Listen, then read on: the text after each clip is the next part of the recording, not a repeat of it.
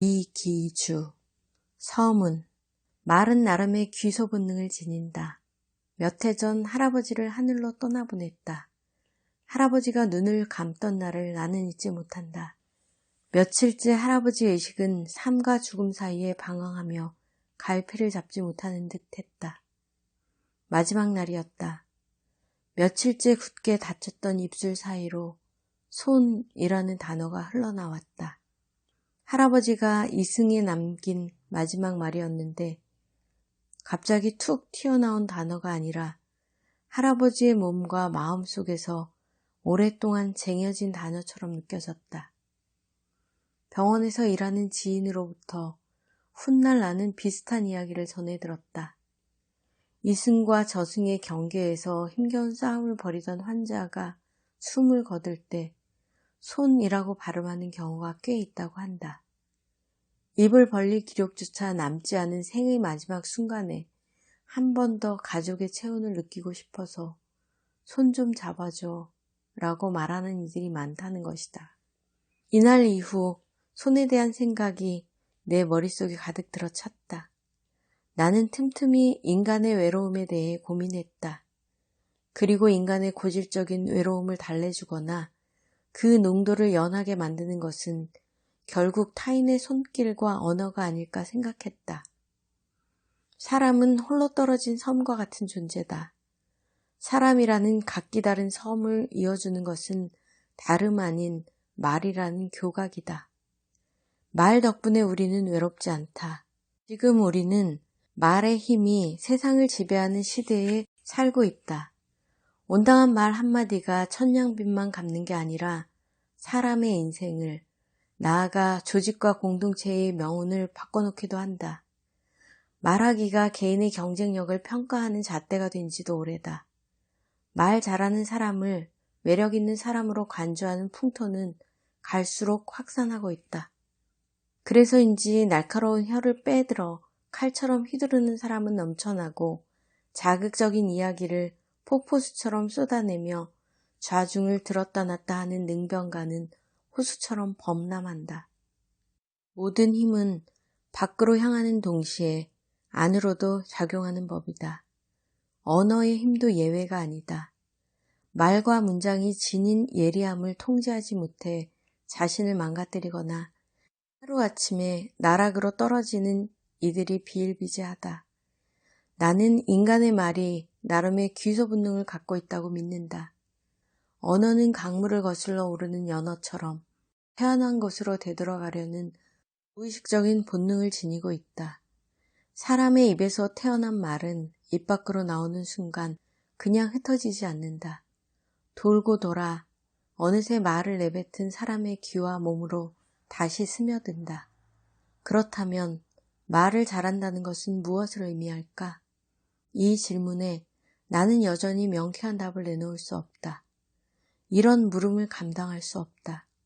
사람과 사람의 언어가 그리 단순할 리 없고 시시할 리 없다. 말은 쉽게 분석하거나 함부로 답을 구할 수 있는 대상이 아니다. 다만 나는 글을 쓰고 다양한 부류의 사람을 만나면서 사람마다 인품이 있듯 말에도 언품이 있음을 깨닫는다. 사람은 형체가 굽으면 그림자가 굽고 형체가 곧으면 그림자도 바르다. 말도 매한가지다. 말은 마음을 담아낸다. 말은 마음의 소리다. 수준이나 등급을 의미하는 한자 품의 구조가 흥미롭다. 입구가 3개 모여 이루어졌음을 알 수 있다. 말이 쌓이고 쌓여 한 사람의 품성이 된다. 내가 무심코 던진 말 한마디에 품격이 드러난다. 아무리 현란한 어휘와 화술로 말의 외피를 둘러봤자 소용없다. 나만의 채취, 내가 지닌 고유한 인양은 분명 내가 구사하는 말에서 뿜어져 나온다. 한 권의 책을 읽는다는 것은 작가의 생각과 마음을 읽는 행위일 뿐 아니라 궁극적으로 나를 읽는 것이다. 말의 품격을 한 장 한 장 넘길 때마다 스스로 자신의 말과 세계관에 대해 끝없이 질문을 떠올렸으면 하는 바람이다. 책을 덮은 뒤 때로는 당신의 입이 아닌 귀를 내어주면서 상대의 마음을 얻었으면 한다. 또한 당신의 가슴속에 꼭꼭 숨겨두었던 진심을 건져 올려 그것으로 상대의 아픔을 어루만질 수 있기를 기대한다. 그리하여 지금 당신 곁에 있는 소중한 사람에게 조금 더 가까이 다가갔으면 하는 바람이다. 꼭 그럴 수 있기를 진심으로 바란다. 당신의 말이 누군가에게 한 송이 꽃이 되기를. 시선. 집 근처에서 이채로운 광경을 목격했다. 17살쯤 돼 보이는 아이가 초저녁에 스파이더맨 복장으로 골목을 활보하고 있었다. 아이들 사이에서 유행하는 캐릭터 코스프레였다. 꼬마는 선홍색 바탕에 검정 줄무늬가 새겨진 쫄쫄이를 입고는 스파이더맨이 거미줄을 발사하는 장면을 그대로 흉내냈다. 오른 손목을 바깥으로 접어 내밀며 핫! 핫! 하고 우렁찬 기합을 질렀다. 꼬마의 외침이 골목을 점령했다. 그가 어릴 적에 보자기를 망토처럼 두르고 장독대에서 뛰어내리며 열정적으로 슈퍼맨을 외치던 모습과 크게 다르지 않았다. 나는 아이 엄마의 말씨에 주목했다. 저녁 먹을 시간이 다가왔기 때문이다. 궁금했다.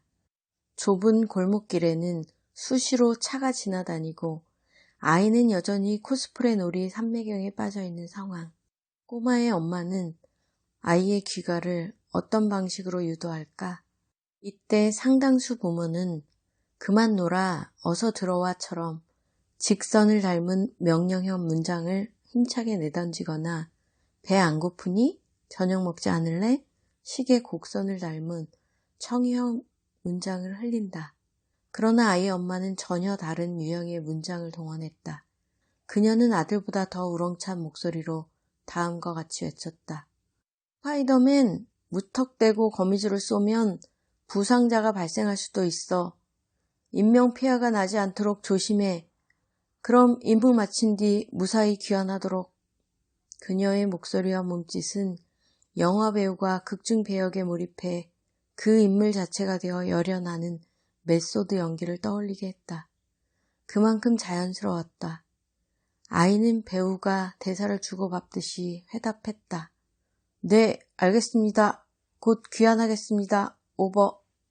순간 무릎을 쳤다. 역지사지의 정신을 완벽하게 응용한 사례가 아닌가.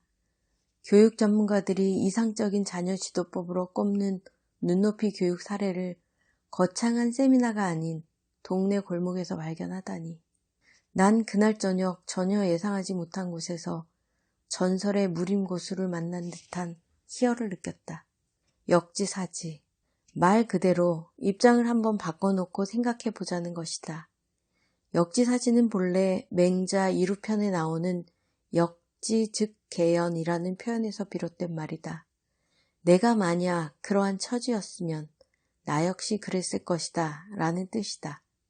역지사지가 소통을 위한 전제 조건임은 틀림없지만 말처럼 쉽지만은 않은 것 또한 사실이다. 주변을 보면 겉으로는 역지사지를 외치면서도 실제로는 상대를 억지로 사지로 내몰기 위해 전력을 다하는 경우가 적지 않다. 그들에게 역지사지는 음흉한 속마음을 가리기 위한 허울 좋은 가림막일 뿐이다. 얼마 전 진정한 의미의 역지사지에 대해 곱씹어볼 기회가 있었다. 나는 글을 써내려가는 과정에서 좌우봉원이라는 말을 가슴에 아로 새긴다. 주변에서 맞닥뜨리는 사건과 현상 모두가 학문 수양의 원천이 된다라는 의미로 해석할 수 있다. 삼라만상 모두가 공부의 자원이다. 진리와 이치를 먼 데서 찾을 필요가 있을까 싶다. 주변을 진득하게 응시하면 어느 순간 진리에 도달하게 된다고 나는 생각한다. 퇴근길에 지하철 3호선에 몸을 실었다. 내 눈길을 잡아끄는 모자가 있었다. 백발이 성성한 어머니가 아들로 보이는 중년 사내에게 지하철역 이름을 묻고 또 묻는 게 아닌가. 얘야, 여기가 무슨 역이냐?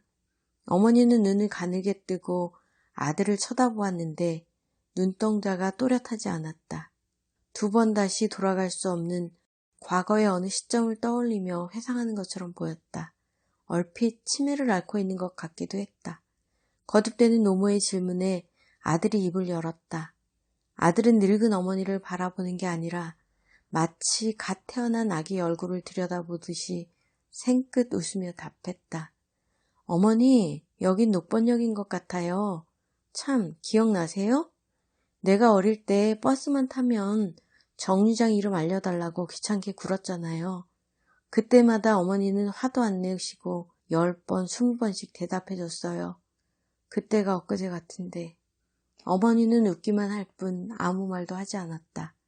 어머니는 아들의 말을 제대로 알아들은 것 같지 않았지만 모든 것을 다 알고 있다는 듯한 눈빛으로 사내를 바라다보며 느릿하게 고개를 끄덕였다. 바다처럼 넓고 투명한 미소 앞에서 아들은 웃기만 했다. 그 웃음은 마음속에서 번져오는 웃음이라기보다 안구 밖으로 터져나오는 눈물을 도로 집어넣기 위한, 슬픔을 참아내기 위한 웃음처럼 보였다. 사내의 목소리에는 울음기가 배어 있었다. 지하철을 내리며 모자의 대화 내용을 곱씹었다. 남들에게는 평범한 광경이었을 테지만 내게는 특별해 보였다. 짐작컨대 사내는 버스 정류장 이름을 궁금해하던 자신의 소년 시절과 지하철역을 묻는 어머니의 모습에서 유사점을 발견했던 것 같다. 그렇게 사내의 기억과 어머니의 행동이 한 해로 포개지는 순간 둘 사이의 심리적 거리는 시공간을 뛰어넘어 좁혀졌을 것이다. 그가 짜증 한번 내지 않은 채 노모의 질문에 웃으며 답한 것도 이런 이유 때문이었으리라. 모자의 대화가 내 귀를 파고들어 가슴으로 번져올 때 나는 역지사지를 떠올렸다. 아니, 그 헌자성어밖에 떠오르지 않았다. 아들의 행동이야말로 역지사지의 정수가 아닐까 생각했다. 역지사지를 실천하려면 내가 서 있는 곳에서 잠시 벗어나 상대방이 처한 공간과 시간 속으로 걸어 들어가서 조금 다른 시선으로 문제를 바라봐야 한다. 기존의 관점을 내던져 관점 전환을 시도해야 한다. 물론 어려운 일이다. 삶은 그러한 것 투성이다. 그래도 시도는 해봐야 한다. 관점을 다른 방향으로 급격하게 바꾸는 건 쉽지 않으므로 관점의 중심을 이동해 비스듬히 기울여 봄직하다. 그래야 육안이 아니라 심안을 부릅뜰 수 있다. 수치로 계량화할 수 없는 것을 포착할 수 있다. 그렇게 얻은 새로운 시선과 역지사지의 마음으로 관점을 기울이면 전혀 다른 풍경이 눈에 들어올지도 모른다. 아니, 그때 비로소 못 보던 것을 볼 수 있을지 모른다.